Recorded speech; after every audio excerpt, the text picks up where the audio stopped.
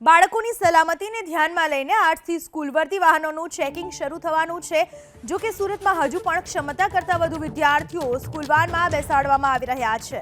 કોઈ વાનમાં 14 તો કોઈ વાનમાં 16 વિદ્યાર્થીઓ બેસેલા જોવા મળી રહ્યા છે। જો કે એબીપી અસ્મિતાની ટીમનો કેમેરો જોતા વાહન ચાલકો વિદ્યાર્થીઓને દૂર ઉતારવા લાગ્યા। વાલીઓએ પણ જાગૃત થવાની જરૂર છે।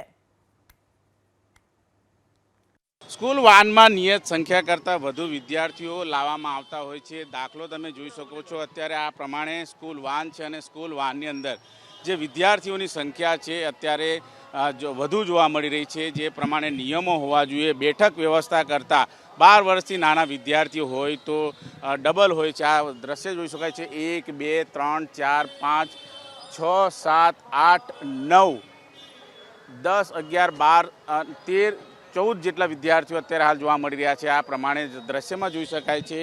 આ રીતે વિદ્યાર્થીઓ છે એ લયબંધ કતારમાં ઉપસ્થિત થઈને અત્યારે હાલ સ્કૂલે જઈ રહ્યા છે, પરંતુ જે વિદ્યાર્થીઓ છે એની સંખ્યા ડબલ હોવાના કારણે અત્યારે હાલ જે રીતે વાલીઓ માટે ખૂબ જ ચેતવણીરૂપ કિસ્સો કહી શકાય। આ રીતે ઘેટા બકરાની જેમ ભરાઈને વિદ્યાર્થીઓ છે એ આવતા હોય છે અને તેમના જીવ સાથે જે ચેડા કરવામાં આવતા હોય છે।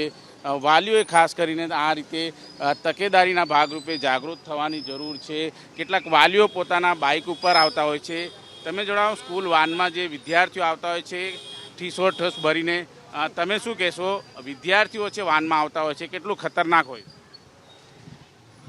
વાલીઓ પણ અત્યારે હાલ જોઈ શકાય છે, કોઈ અત્યારે બોલવા નથી માંગી રહ્યું અને આ રીતે તમામ આ વિદ્યાર્થીઓને તમે જણાવો, સ્કૂલ વાનમાં 14 16 જેવા બાળકો ઠૂસ ભરીને લાવતા હોય છે, કેટલું જોખમકારક? સર, મને તો આઈડિયા નથી આનું કંઈ। અમે અહીંયા નથી, બોમ્બેના છે, મુંબઈના। વાનમાં આ રીતે લાવતા હોય, જોખમ ખરું? જોખમ જશે। તમે શું કહેશો? વાનમાં જે વિદ્યાર્થીઓ હોય છે મોટી સંખ્યામાં આવતા હોય છે, ડબલ કરતાં વધુ સંખ્યા હોય છે, કેટલું જોખમ? જોખમ તો ખરું જ, એ લોકોએ સેફટી રાખવી જોઈએ, બરાબર ને? બિલકુલ જોઈ શકાય છે વાલીઓ છે આ પ્રમાણે પોતાના બાઇક ઉપર જે વિદ્યાર્થીઓ છે એમને લાવતા હોય છે। એમની પાસેથી વાતચીત કરીશું। તમે તમારા બાળકને મૂકવા આવો છો, વાનમાં કઈ રીતે ડબલથી વધુ સંખ્યા હોય છે? મને નહીં ખબર, અમારી તો ઘર નજીક છે એટલે મને કોઈ ખ્યાલ। કેટલું જોખમ હોય છે આ રીતે જે વિદ્યાર્થીઓને લાવતા હોય ત્યારે? એ તો હવે તમારે વાનવાળા પેરેન્ટ્સને જ પૂછવું પડે।